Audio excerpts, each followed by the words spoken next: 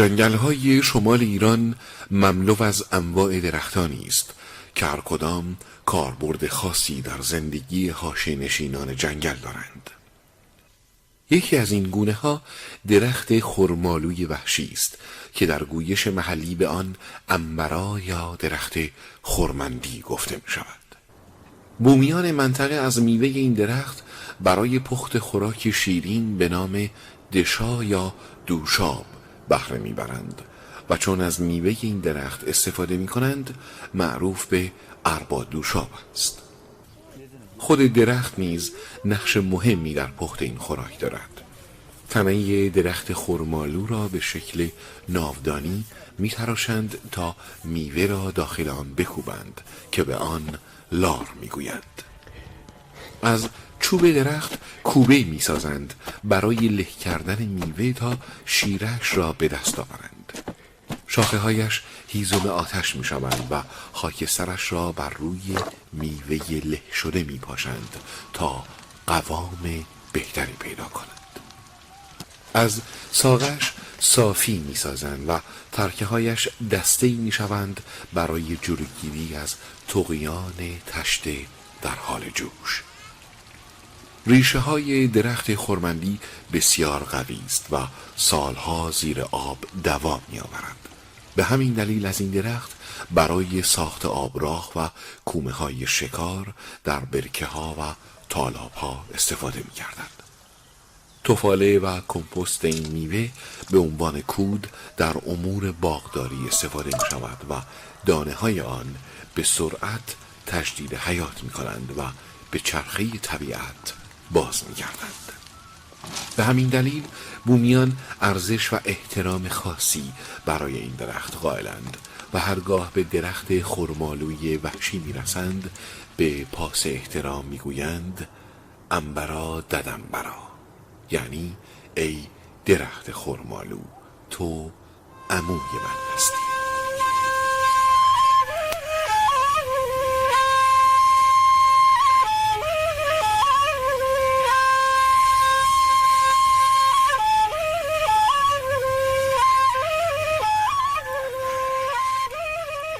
یا الله.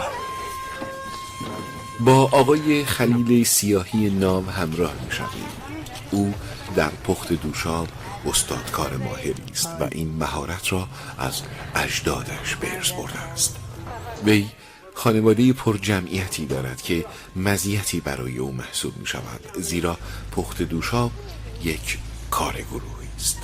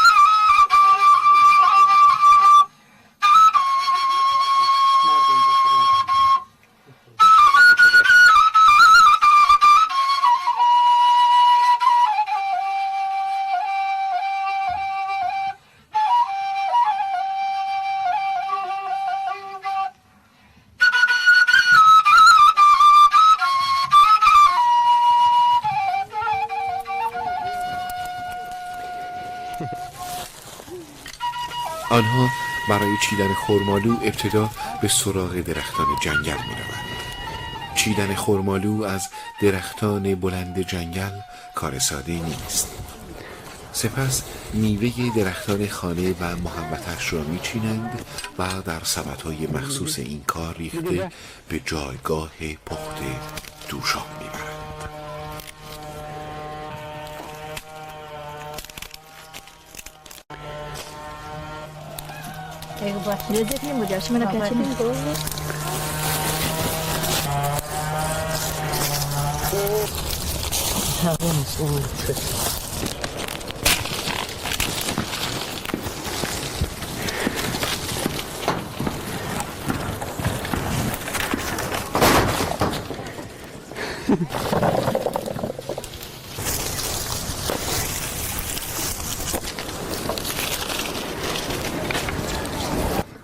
خدایا ما امیدش درخم دو شبه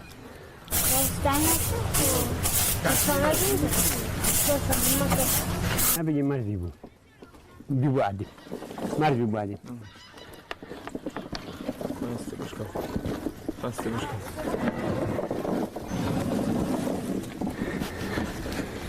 میوه ها را در داخل تنه درخت ناودانی شکل یا همان لار میریزند و با کمک یکدیگر شروع به کوبیدن آن میکنند.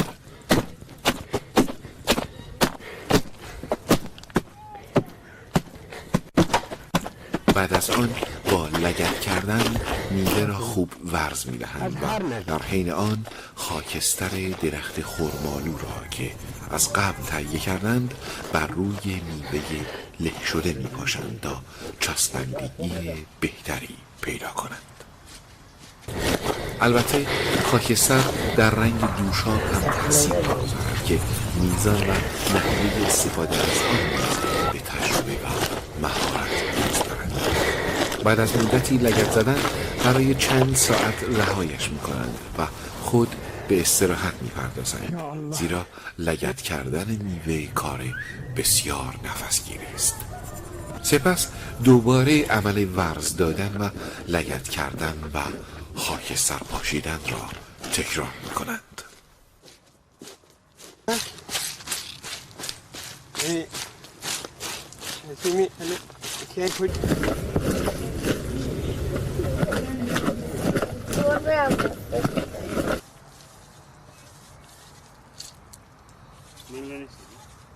زمانی که تشخیص داده شد لگد کوب کردن مواد کافی است، ابتدا محتویات داخل لار را به یک سمت سوق می‌دهند و شیب ملایمی به تنه درخت می‌دهند.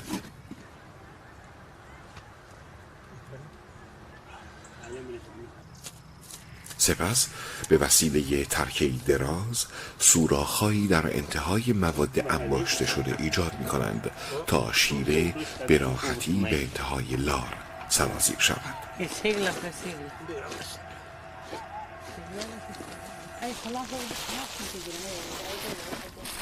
حالا دیگر زمان انتظار است. روی مواد داخل لار را می‌پوشانند و تا فردا آن را رها می‌کنند.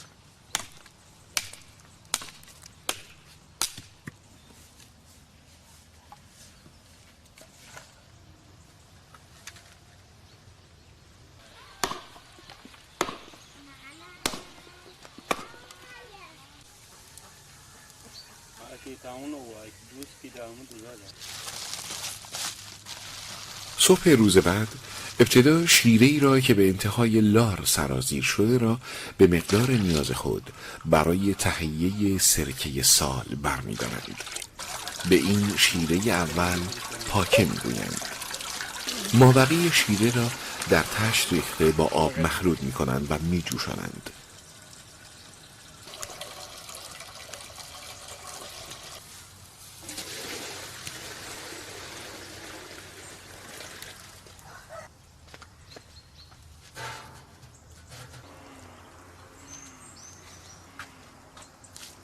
با پاشیدن آب گرم بر روی مواد داخل لار، شیره باقی مانده در مواد نیز به پایین لار سرازیر می شود که آنها نیز به تناوب و با تبخیر آب تشت برای جوشانده شدن اضافه می شود.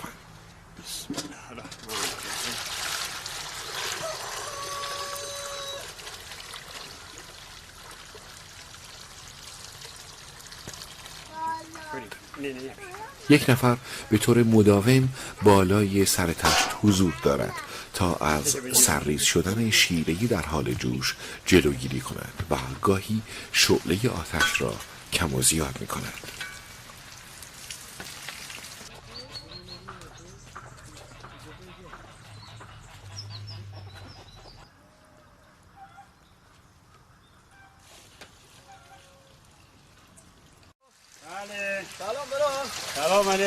روستاییان به محل پخت دوشاب کل سر گویند که دوست و همسایه و آشنا در آنجا جمع می شود.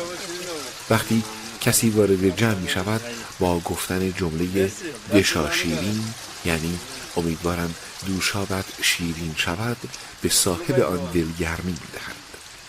در این جمع خبرها، قصه ها و مثل ها گفته می شود و همگی به خنده و شوخی می پردازند و ساعات خوشی در کنار یکدیگر دارند. روستاییان به کسی که چند نفر را دور خود جمع کند میگویند فلانی کلگا باز کرده، که کنایه از سرگردان کردن مردم است. بومیان منطقه داستانهای زیادی راجع به دوشاب نقل می کنند. آقا پاشا ایخم دشا مارد دشا هرده بشا نیکی نشا آقا پاشا ایخم دشا مارد دشا هرده بشا نیکی نشا آقا پاشا ایخم دشا مارد دشا هرده بشا نیکی نشا آقا پاشا ایخم دشا مارد دشا نصفی مشا نصفی تشا هرده بشا نیکی نشا. بشا دوشابی که هیچ موقع هم از سیر نبمون. زمانی سیر ببیمون که تمام ربارن آبون دوشاب سین آبون همه پلا از دفن ما دوشابی دلکو برم اما موقع شاید از دوشابی که سیر آبون هست.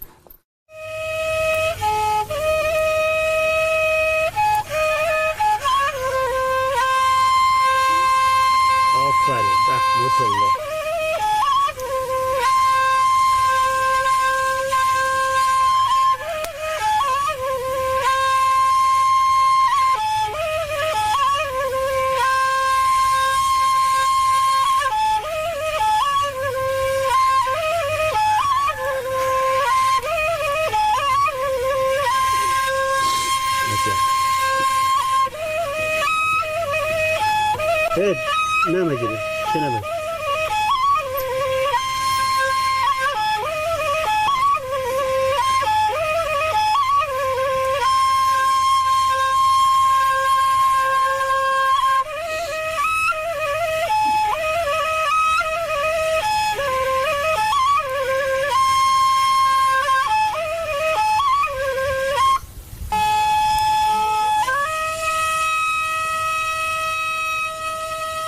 بچه ها بی صبرانه منتظر خوردن دوشاب هستند که معمولاً باقی مانده و ته تشت نصیب آنها می شود.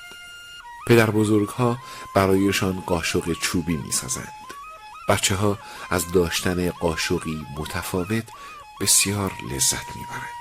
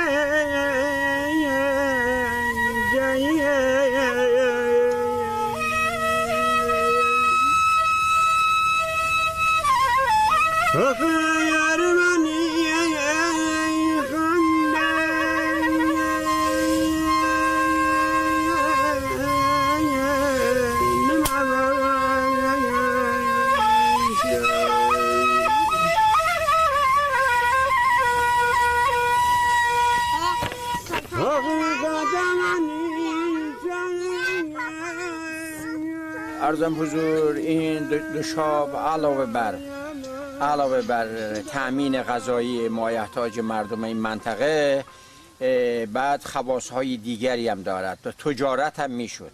بیشتر آذریه‌های همجوار می آمدند با کاروان با احشام با خیک این دوشاب را می بردن خلخال اونجا مصرف میکردن. بعضی از چوپانا هم می آمدن علاوه بر مصرف که می گرفتن خواص دارویی هم داره. این دوشاب را احشامی که انگل داشت در گلویش می ریختند و بعد اون احشام اونها به وسیله همین دارو و همین دوشاب برطرف می شد. يلا سفرين بقدر يا جلو يلا تاكل صبر شو بدنا سلام خستم سلام عليكم سلام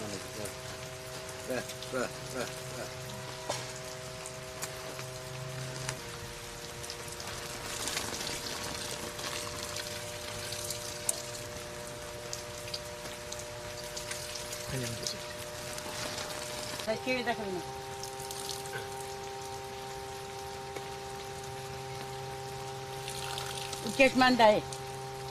چشمنده.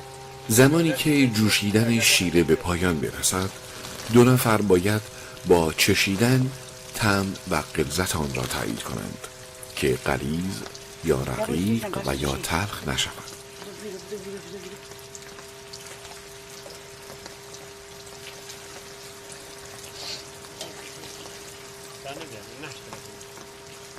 دایورده چی گفتی دایورده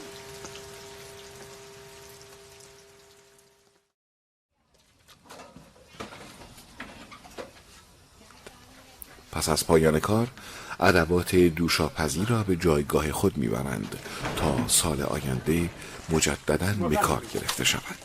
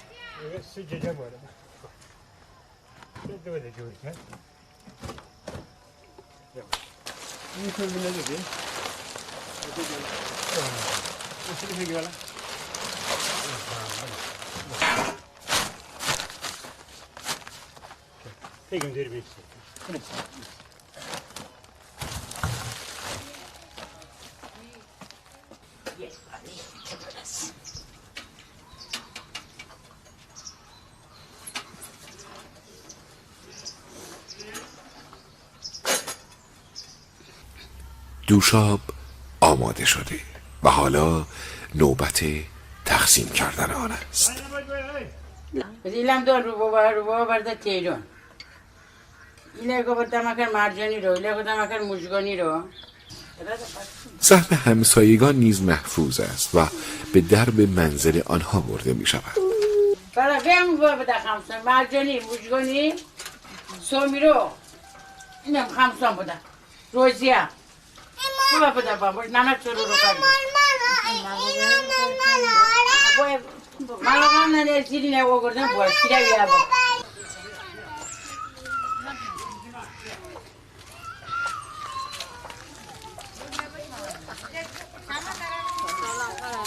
چه سهمی کنی به برکت کردیم سلام دست در میکنم به برکت در به برکت در سلامت چطور شنید؟ نیست دستان خلمو بله کیوشه چما تو شد که باید بینم بیبرا شکر مدید امروز شو ها؟ بله خیلی چکر دست در نکرد صد شوشی رو آقا دست در نکرد او با مشکل دست در نکرد. دوشاب کاربرد زیادی در زندگی روستاییان منطقه دارد. زنان در پخت شیرینی و حلوا در ایام عید از دوشاب بهره میبرند. همچنین برای برطرف کردن زردی نوزادان و بیماری یرقان نیز کاربرد دارد. دامداران برای از بین بردن انگل در رمه خود از دوشاب استفاده می کنند.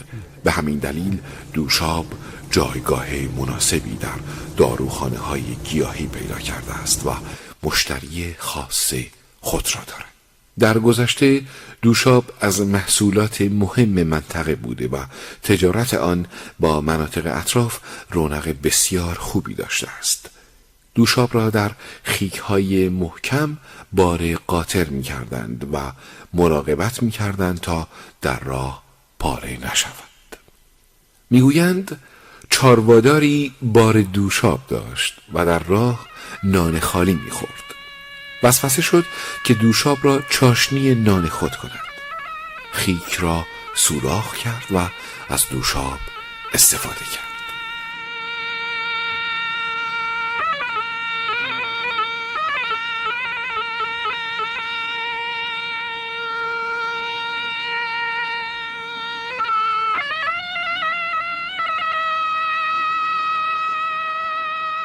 در مقصد که ارباب صاحب بار بود از خیانت چاروادار آگاه می شود و دستور می دهد تا او را فلک کنند. زیر شلاق آه از نهاد مرد بیرون می آید. ارباب بالای سرش حاضر می شود و می پرسد حالا بگو ببینم جان شیرین است یا دوشاب؟ مرد با آه و ناله می گوید ارباب جان که شیرین است اما دوشاب هم شیرین است. ارباب و اطرافیان از این حرف به خنده می‌افتند و ارباب از سر تقصیر او می‌گذرد.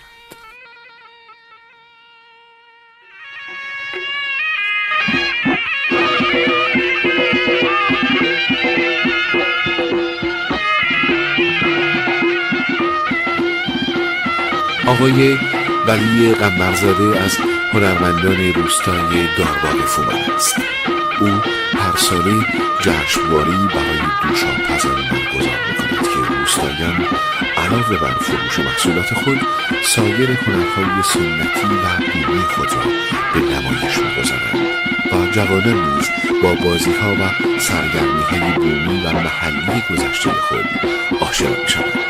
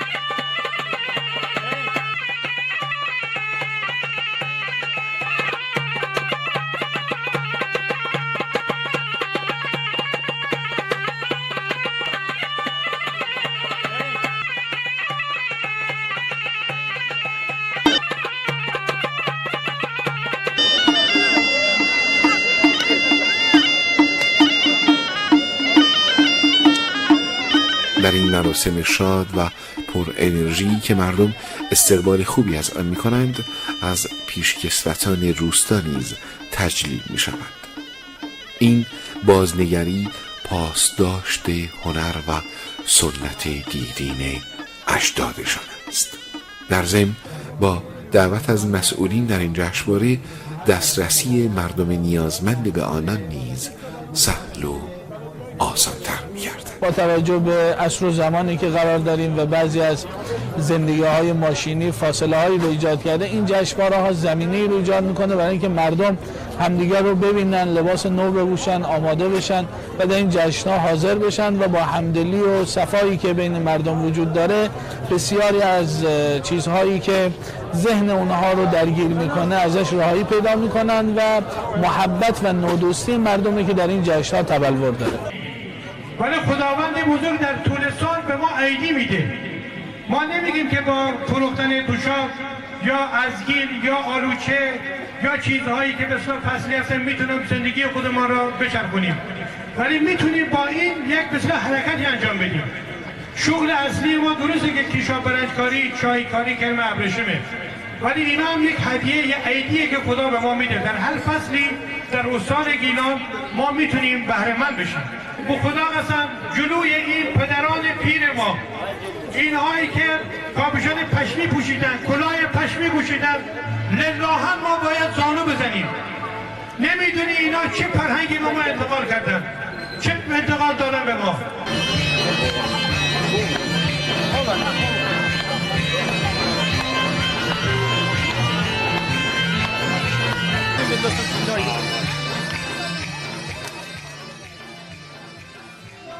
Gajinha